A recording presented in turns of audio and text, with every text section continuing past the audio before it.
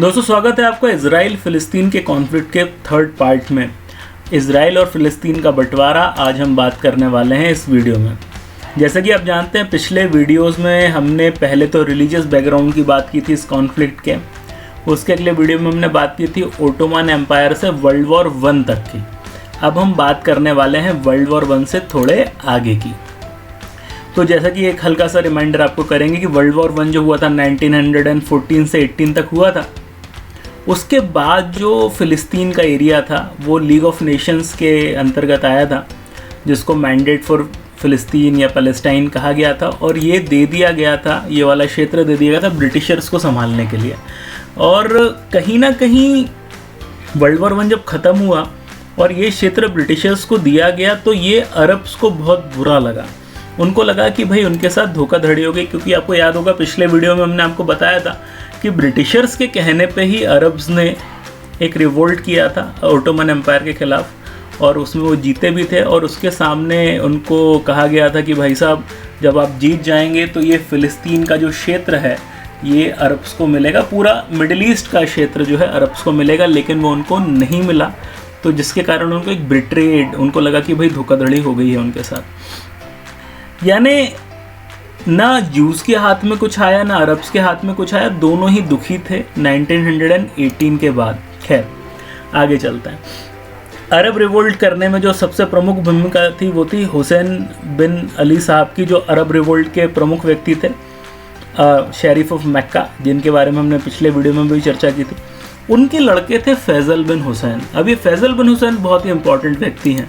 देखिए Faisal bin Hussein king of the Arabs कहलाए थे, यानी जो अरब्स हैं, जितने भी अरब्स हैं ये उनके एक प्रकार से रिप्रेजेंटेटिव थे। और ये 38वीं जनरेशन थे पैगंबर मोहम्मद साहब के, यानी इनके फादर जो थे वो 37 जनरेशन के थे। यानी ऑटोमेटिकली सारे अरब्स इनको अपना रिप्रेजेंटेटिव मानते थे।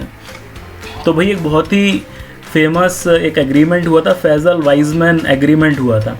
तो फैज़ल बिन हुसैन तो भाई साहब ये अरब्स के रिप्रेजेंटेटिव थे, ये हमने ऑलरेडी बता दिया है। अब ये वाइजमैन साहब कौन थे? तो वाइजमैन साहब बहुत ही प्रमुख जूइश लीडर थे। जूइश बोले तो यहूदी बहुत प्रमुख लीडर थे, और आगे चल के वो इजराइल के पहले प्रेसिडेंट भी बने। तो इन दोनों के बीच में हुआ था साहब एग्रीमेंट। इस एग्रीमेंट में फैज़ल साहब ने, किंग फैज़ल ने कहा था हाँ भाई साहब जूइश लोगों को फ़िलिस्तीन रखने की इजाज़त है, यानी पूरा मिडिल ईस्ट अरब रख लेंगे, लेकिन फ़िलिस्तीन जो है वो मिलना चाहिए। किनको? जूस को मिलना चाहिए, यानी यहूदियों को मिलना चाहिए। यानी ये तो रेडी थे, यानी जो अरब्स के मेन व्यक्ति थे वो रेडी थे, लेकिन बाकी अरब जाहिर सी बात है शायद इस चीज़ के लिए उतने एग्री नहीं होंगे, तो बाकी के जो लोग थे वो इसके लिए नहीं माने। खैर हम याद दिलाएंगे कि फ़िलिस्तीन का जो क्षेत्र था उस ज़माने में 19वीं शताब्दी में, वहाँ पे जो कन्फिग्रेशन था पॉपुलेशन का, तो मुस्लिम्स 80% थे, क्रिश्चियंस 10% थे और जूस 5 से 7% थे। हमने पिछले वीडियो में भी आपको बताया था, लेकिन अब उसका रेफरेंस आएगा। क्यों? क्योंकि धीरे धीरे क्या हुआ, जूइश इमिग्रेशन चालू हो गया। अब जैसे ही वर्ल्ड वॉर ख़त्म हुआ उसके बाद धीरे धीरे जूस वापस आने लगे इजराइल के साइड या फ़िलिस्तीन के साइड, और उसको कहा जाता है अलियाह। ये जो जूस वापस आ रहे थे इजराइल इसको अलियाह कहा जाता है, और 5 अलियाह हुए हैं, 1st, 2nd, 3rd, 4th, 5th। खैर अब आप देखिए 1882 में जूस की पॉपुलेशन जो थी टोटल फ़िलिस्तीन एरिया में वो 8% के आसपास थी।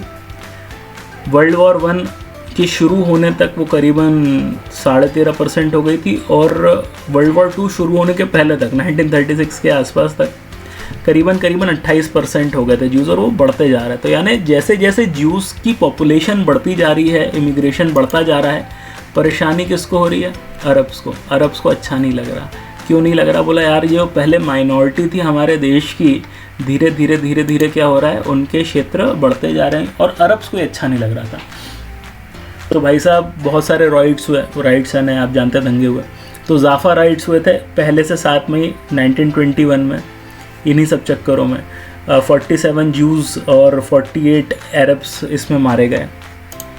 उसके बाद फिर एक और 1929 में एक फ़िलिस्तीन राइट्स हो गए 23 से 29 अगस्त 1929 को। इसमें 133 जूस और 116 अरब करीबन मारे गए। यानी आप देखें ना कॉन्स्टेंटली लड़ाई झगड़े चल रहे हैं।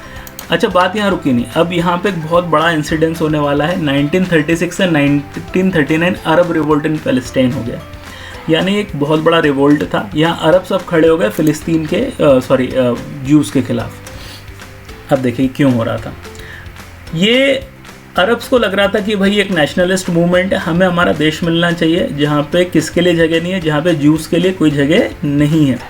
तो ये फ़िलिस्तीन हमारा है करके उन्होंने चालू किया और ब्रिटिश अथॉरिटीज़ को कहा कि भाई ये इनके खिलाफ ये पूरा का पूरा जंग लड़ी जाएगी। उन्होंने कहा अरब्स को इंडिपेंडेंस दीजिए, साथ ही साथ जो ज्यूज़ का इमिग्रेशन हो रहा है, जो इतने सारे ज्यूज़ आते जा रहे हैं इजराइल में, उनको रोकिए आप आने से, और जो ज़मीनें खरीद रहे हैं, जो लैंड परचेज कर रहे हैं, वो करने से आप रोकिए, क्योंकि भाई जैसे ज़मीनें खरीदते जाएंगे ज्यूज़ तो उनका वर्चस्व बढ़ता जाएगा और अरब को अच्छा नहीं लग रहा था। अच्छा, धीरे धीरे पॉपुलेशन बढ़ती जा रही है ज्यूज़ की, तो कहीं ना कहीं अरब्स अनकम्फर्टेबल होते जा रहे थे, जिसके कारण बार बार लड़ाइयाँ हो रही थी।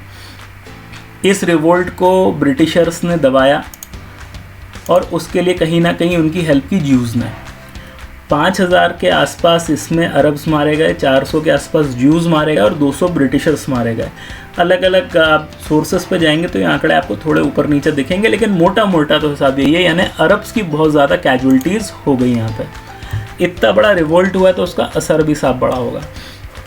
पहला असर ये रहा, इससे जूइश अंडरग्राउंड मिलिशिया का डेवलपमेंट हुआ, यानी ज्यूज़ में जो राइट विंग वाले लोग थे ना, जो थोड़ा लड़ाई झगड़ा करने में इंटरेस्टेड रहते थे, एग्रेसिव लोग थे, जो हथियारबंद थे, वायलेंस कर सकते थे, ऐसी अचानक से बहुत सारे संगठन उभर के आने लगे, क्योंकि उनको दिख रहा था यार अब बार बार क्या कर रहे हैं, लड़ाई झगड़ा कर रहे हैं, तो हमें अपना प्रोटेक्शन करना पड़ेगा। तो कहीं ना कहीं इतना बड़ा झगड़ा हुआ कि कहीं ना कहीं जूइश की आर्मीज डेवलप होने लगी। अच्छा, दूसरा ये हुआ कि ब्रिटिशर्स को एक चीज़ समझ में आ गई कि यार ये ना दोनों लोग साथ में रह नहीं सकते, ये अरब और ज्यूज़ ना ये साथ में नहीं रह सकते। तो कहीं ना कहीं उनके मन में एक आइडिया आने लगा, यार ये दोनों साथ में नहीं रहेंगे ना, इस देश का बंटवारा करना बहुत ज़रूरी है, ज्यूज़ को अलग करो और अरब्स को अलग करो। तीसरी चीज़, शांत करने के लिए अरब्स को उन्होंने कहीं ना कहीं ज्यूज़ इमिग्रेशन पे थोड़े से प्रतिबंध लगा दिया। उन्होंने कहा नहीं, इतने सारे ज्यूज़ आ रहे हैं ना, सबको अलाउ मत करो, एक कोटा सिस्टम कर दो, इससे ज़्यादा हम ज्यूज़ को आने नहीं देंगे। तो यार जाहिर सी बात है, ये वो वक्त था जब अडोल्फ हिटलर पावर में आ चुके थे जर्मनी, अब एकदम से हम जर्मनी पहुंच गए। 1933 में वो पावर में आए थे और अपनी मृत्यु 1945 तक वो पावर में रहे थे जर्मनी में। और ये वो वक्त था जब उन्होंने ज्यूज़ पे जर्मनी में भयंकर अत्याचार करने चालू किए थे, आपने बहुत सुना होगा। और ज्यूज़ के ऊपर अब इतने अत्याचार हो रहे हैं, ऐसा माना जाता है कि इस दौरान करीबन 60 लाख ज्यूज़ की हत्याएं की गई हैं जर्मन्स के द्वारा। 60 लाख समझते हैं आप, 60 लाख ज्यूज़ की हत्याएं की गई हैं। अब पूरे के पूरे जर्मनी में इतने ज्यूज़ को आप मार रहे हो, आसपास के क्षेत्रों में परसिक्यूशन हो ही रहा है ज्यूज़ का, तो सब दौड़ दौड़ के कहाँ आएंगे भाई, सब इजराइल आएंगे।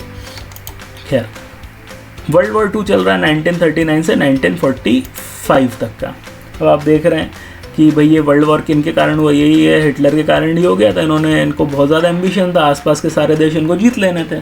तो Britain, France, Soviet union, USA एक साइड लड़ रहे हैं और दूसरी साइड जर्मनी, इटली और जापान लड़ रहे हैं। जर्मनी वाले भयंकर मार रहे हैं ज्यूज़ को, ज्यूज़ भाग भाग के कहाँ आ रहे हैं, इजराइल जा रहे हैं, ब्रिटेन, अमेरिका वगैरह हर जगह जा रहे हैं। अब प्रॉब्लम ये हो रही है कि क्योंकि अरब्स के कारण फ़िलिस्तीन में एंट्री तो हो नहीं रही ज्यूज़ की, क्योंकि भाई बहुत ज़्यादा प्रेशर था, तो ब्रिटिशर्स ने कोटा सिस्टम लागू कर दिया था। तो वहाँ के जो लोकल ज्यूज़ थे वो भड़क गए, यानी पहले अरब भड़के थे और लड़ाई झगड़े किए थे, अब कौन भड़का, अब जू भड़क गए किसके खिलाफ, ब्रिटिशर्स के खिलाफ। और अब इन्होंने दंगे फसाद चालू कर दिए जो 1944 से 1948 के दौरान चले। अब ये ब्रिटिशर्स के खिलाफ लड़ रहे हैं। क्या रीज़न था, जैसा हमने आपको पहले ही बताया कि जूइश इमिग्रेशन के ऊपर रिस्ट्रिक्शंस लग गए थे, बहुत ज़्यादा ज्यूज़ को घुसने नहीं दे रहे थे। अच्छा, वहाँ पे वो हिटलर मार रहे हैं उनको, तो भाई जाएँ कहाँ, वहाँ पे मार देगा, वहाँ से भाग रहे हैं, यहाँ पे आने नहीं दे रहे, तो आदमी जाए कहाँ, ज़मीनें खरीदने नहीं दे रहे। अच्छा, यूएसए ले रहा था इमिग्रेशन, यूएसए बोल रहा था कि हाँ भाई ज्यूज़ आ जाओ, लेकिन उनके भी कोटा था, एक लिमिट से ज़्यादा ले नहीं सकते थे। अच्छा, बाकी कंट्रीज़ थी यूरोप की जहाँ पे गए ज्यूज़, लेकिन दिक्कत ये हुई कि जैसे जैसे हिटलर का प्रभाव बढ़ता रहा वर्ल्ड वॉर 2 में, फ्रांस को जीत लिया, बेल्जियम को जीत लिया, पोलैंड को जीत लिया, आसपास के देश जीतता जा रहा था, तो वहाँ के ज्यूज़ जो भाग के जर्मनी से बाहर कहीं गए तो वो वापस उसके कब्जे में आ गए। यानी ज्यूज़ के लिए हालत जो थी वो बहुत ज़्यादा खतरनाक थी। और इन सब चीज़ों के चलते उन्होंने फ़लस्तीन में ही ज्यूज़ ने ब्रिटिशर्स के खिलाफ लड़ाई झगड़ा चालू कर दिया। इसमें 141 ब्रिटिश सोल्जर्स एंड पुलिस मारे गए और करीबन 40 ज्यू मारे गए। लेकिन बड़ी इंटरेस्टिंग चीज़ है, ये जो ज्यूज़ थे ना, ये पुलिस के और गवर्नमेंट टारगेट्स पे तो भाई गोलीबारी और बाकी सारी हरकतें कर रहे थे, लेकिन ब्रिटिश मिलिट्री के टारगेट्स पे ये लोग कुछ नहीं करते थे, यानी जहाँ पे मिलिट्री खड़ी है ना वहाँ पे बमबारी गोलीबारी नहीं करते थे। क्यों नहीं करते थे? क्योंकि वर्ल्ड वॉर 2 चल रहा है साहब, और वर्ल्ड वॉर 2 चल रहा है तो ब्रिटेन किसके खिलाफ लड़ रहा है? अभी हमने देखा जर्मनी के खिलाफ लड़ रहा है। तो भाई जो जर्मनी है वो ब्रिटिशर्स का भी दुश्मन है और ज्यूज़ का भी दुश्मन है।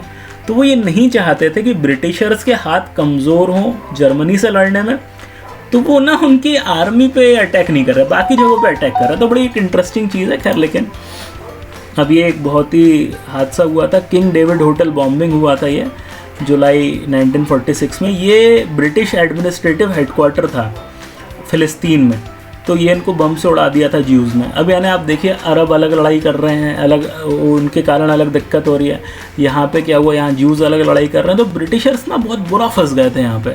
क्यों? क्योंकि कहीं ना कहीं ऐसा हो रहा था कि भाई पैसा भी ख़त्म हो रहा है, जान मान का नुकसान भी हो रहा है, बहुत सारी तकलीफ़ें हो रही थी। अच्छा, यहाँ पे उन्होंने ब्रिटिशर्स ने सोचा कि चलो एक काम करते हैं, अरब्स को थोड़ा ठंडा करते हैं। तो ये जो ट्रांस जॉर्डन का एरिया है, जो ट्रांस जॉर्डन जिसको आजकल आप जॉर्डन के नाम से जानते हैं, जो पहले फ़िलिस्तीन का ही पार्ट माना जा रहा था, यानी माना जा रहा था ये ज्यूज़ को पूरा मिलेगा, उसको उन्होंने अलग कर दिया और इसको एक अरब कंट्री बना दिया। ये टोटल जो ओरिजिनल फ़िलिस्तीन मिलना था उसका 77% था, लेकिन इसको अलग हटा के आपने क्या कर दिया, अरब कंट्रोल में दे दिया। उन्होंने कहा कि यार इससे कम से कम अरब जो होंगे थोड़े शांत होंगे, लेकिन भाई वो शांत तो होने नहीं थे। वर्ल्ड वॉर 2 के बाद ये स्थिति आई कि इकोनॉमिक लॉसेस बहुत हो चुके थे, ब्रिटिशर्स को जान माल का नुकसान हो चुका था और ये क्षेत्र इनसे संभल नहीं रहा था। ब्रिटिशर्स ना अरब्स को संभाल पा रहे थे, ना वो ज्यूज़ को संभाल पा रहे थे। अरब चाहते थे पूरा का पूरा क्षेत्र उनको मिलना चाहिए, मतलब ज्यूज़ को, जैसे वो था ना पांडवों को कहा गया था कि भाई सुई के नोक के बराबर भी भूमि नहीं दूंगा, ये दुर्योधन ने कहा था, वैसे अरब्स ने कह दिया। अच्छा, ये लोग तैयार थे, ज्यूज़ कह रहे थे भाई बंटवारा कर लेते हैं, थोड़े क्षेत्र हमको दे दो, बाकी आप रख लो। लेकिन भाई अरब मानने को तैयार नहीं था। अरब तो कह रहे थे जो इज़राइल जो बनेगा उसको रहने का अधिकार नहीं है, जीवन मतलब उसको ये देश होना ही नहीं चाहिए। तो ब्रिटिशर्स ने कहा भाड़ में जाओ, अपन निकलते हैं धीरे से यहाँ से, और जो नया नया यूनाइटेड नेशंस बना है अपन ये ना प्रॉब्लम उसको दे देते हैं, वो समझेगा।